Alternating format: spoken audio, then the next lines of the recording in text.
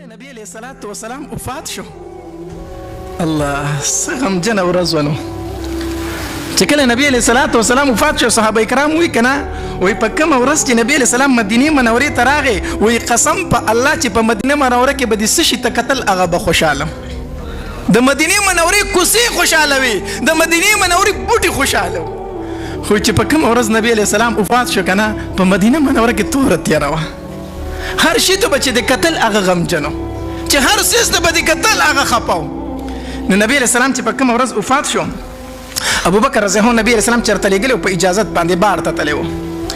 د عمر رضی الله تعالی عنہ دماغ بالکل کار پرېښود، کار یې پرېښودو، توره یې راواغسته او داسې کړس یې وله ورکړو منبر ته وختو.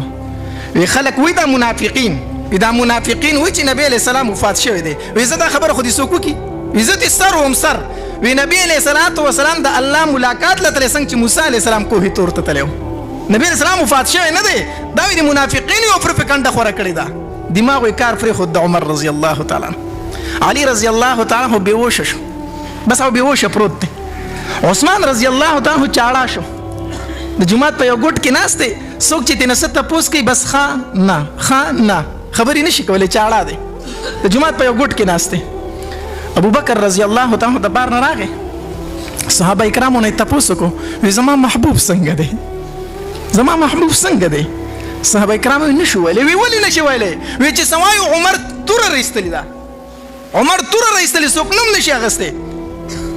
داریک ورغی او د خپلې لور کوټې ته ورغی، د عایشې بیبي چې وایي کتل په نبي علیه صلات وسلام باندې څادر پروت دی، دا څادر یې ته اوچت کو او په نبي علیه السلام را پرېوته او په دې تندي ښکل کو، وی طبت حیا و میته، و زما محبوبه څومره په ژوند ښکلی وې څومره په وفات ښکلی یې، چې په ژوندانه څنګه ښکلی وي په وفات د هغې نه ډېر ښکلی وي. په دې تندي باندې نبي علیه الصلات والسلام ښکل کو، علیه الصلات والسلام یې په دې تندي ښکل کو او طبت حیا و میته، څومره چې په مرګ به ژوند ښکلی وي د هغې نه زیات په څه باندې ښکلی وي؟ په مرګ باندې ښکلی وي. او بیا بار ته ووتو مسجد ته، چې مسجد ته ووتو عمر رضی الله تعالی عنه ته وی راکوز شه د منبر نه، وی نه کوزېږم، وی راکوز شه وی نه کوزېږم. ابو بکر رضی الله جومات ته سیټ ته لاړ او خطبه یې وویله او دا آیتونه یې وویل، وی وما محمد الا رسول قد خلت من قبله الرسل افإن مات او قتل انقلبتم على اعقابكم ومن ينقلب على عقبيه فلن يضر الله شيئا. نبی علیہ الصلوۃ والسلام چې دا پیغمبر دی، بنده دی، د الله بنده دی او رسول دی، صرف باقی ذات هغه د الله ذات دی. کو نبی علیہ السلام د دنیا نه لاړو تاسو به څه کوئ؟ دین اسلام به پرېږدئ؟ دا آیتونه یې وویلو. عمر رضی الله تعالی یوازې پاتې شو، ټول خلک لاړ، چا ته کېناستو؟ ابو بکر رضی الله. عمر رضی الله عنه فرمایي وی قسم په الله په دغه ورځ باندې ما دا آیتونه چې واورېدم ما چې دا نن نازل شو، چېرته وی د ذهنه مې دا آیتونه وتي وو، ما چې دا نن نازل شو.